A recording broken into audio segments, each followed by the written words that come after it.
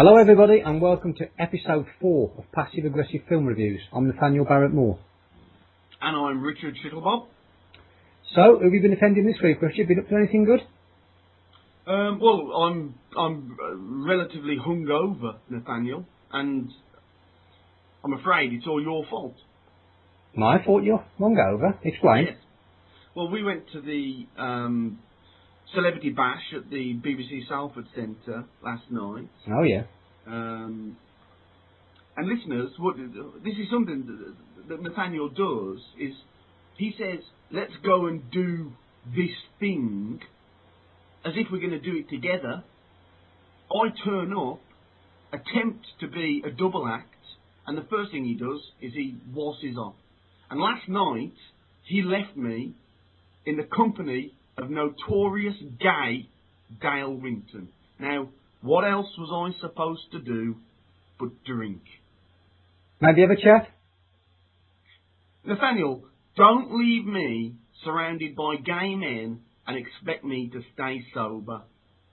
But when I do that, I can watch from afar for pure entertainment. Watching you squirm around the homos. If this podcast is not up to muster, listeners, you know who to blame. And it's not me. You can blame me, listeners, if you want. You know the truth. Are you going to talk about the people that you met, what you got up to there? But last night? Yeah. Well, Dale Winton. Do you remember any of it? I remember Dale Winton. Do you? I certainly do. He was reasonably effusive about a future panel game that he's got in the pipelines with Channel 5. He seems far more excited about it than anybody else will be, let's be honest, because no doubt the format will involve contestants in wetsuits splashing around in a pool. Pointless entertainment for bloody morons. No, he's not exactly renowned for his high-quality, thought-provoking entertainment, I'll give you that. What, supermarket sweep as well. Wow. He asked me if I'd ever seen the final episode of Sons and Daughters, the Australian soap opera. And what did you reply? I was so close to using an expletive, the F word. I was ashamed of myself. Well, you shouldn't be ashamed of yourself. It's probably an understandable response, Richard. Even I can admit that. What a ridiculous question. Nonsense. From a ridiculous man. Well, I don't know about him being a ridiculous man, but asking you questions like that, I can understand your reaction, Richard, absolutely. I've never seen a single episode of Sons and Daughters. I should hope not. And I hope to go to my grave with that remaining the truth. Absolutely, yeah. Other than that, another person I met last night, James Corden. James Corden, oh yeah. A man who, by all accounts, becomes less and less pleasant the more successful and wealthy he becomes. That figures. I've heard that from reliable sources. The more popular, the larger his bank balance, the more objectionable he is as a human being. And why has he got to where he is, Richard? That's the question, isn't it? It's lowest common denominator. He can, that Horn and Corden sketch show that they did together basically involved him getting his beer belly out and wobbling it around for the camera. Again, every joke, that was the punchline. This is the man's limit, isn't it, really? It's pathetic. And I'll tell you what, he said to me last night, he said, Richard, I don't want to upset you, he said, but you're getting fat. He never did. That's a new low for me, to be honest. Being told I'm fat by James Corden, that's a new low Pot kettle black in the extreme. I was disgusted. You should have said, hang on, I'll just go and fetch the mirror.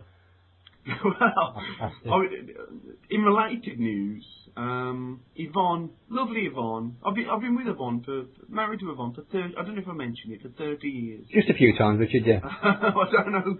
You know, that might be news to you, but we've been together for 30 years. 30 years. Now, Yeah.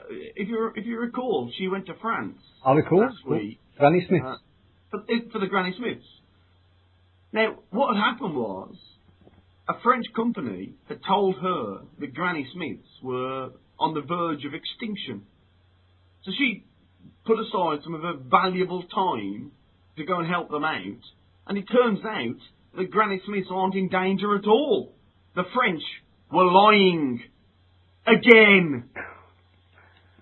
Well, I don't think anything to get worked up about, Richard. I mean, your lovely wife at least got a jolly out of it and a few apples, didn't she? I had to spend several days by myself watching the same Clint Eastwood film over and over again. It sounded like it was quite rewarding last week. It was a diabolical situation, and it's all because of the lying French. Well, the typically opinionated views that you have there, Richard. I don't think we can accuse the French race of all being liars. I guess that you can and you will. As a byproduct of their duplicitous ways, Yvonne has actually threatened to leave me unless I get into shape. What? Her head has been turned by all of the good-looking, Gaulois-smoking, trim Frenchmen that she was surrounded by. So I'm going to suffer as a result of their lies.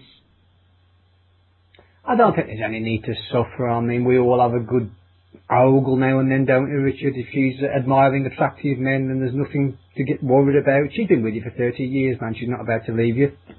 You don't think so? No. Maybe it's just a bit of a wake-up call for you. Maybe you should wake up in the morning and start jogging. Maybe you should eat more fruit, more Granny Smiths. Maybe you should, use it as a motivation. I suppose I could do that. I've started lecturing in colleges this week. Really? I've been teaching the new media studies intake at the local college. I've got to say, Nathaniel, they were a scruffy bunch of beggars. Really? And no mistake. And what's worse, some of them weren't even white. Oh, that's awful. You shouldn't have to put up with that kind of nonsense, Richard, should you? How am I meant to work in those circumstances? Oh, Lord only knows. Have them evicted. What have you been up to, Nathaniel? I've had a quieter week, Richard, to be honest with you. I haven't been up to that much. But what that extra time has given me is an opportunity to go and see a couple of gigs. Oh, yes? I've got a friend who's really, really into this thing called thrash metal. Heard? Not really, no. No? I can't say I'm familiar with that. Okay, I didn't think it would be, no. But we went to see this band called Slayer, an American four-piece, quite huge repute apparently in metal circles. So I thought it'll be a new experience. Let's go and check it out. How did it even start? It was absolutely ridiculous, Richard. Absolute nonsense. You've got four aging guys just playing loud, tuneless cacophony for a couple of hours. You've got hordes of young people running into each other and injuring themselves in the process.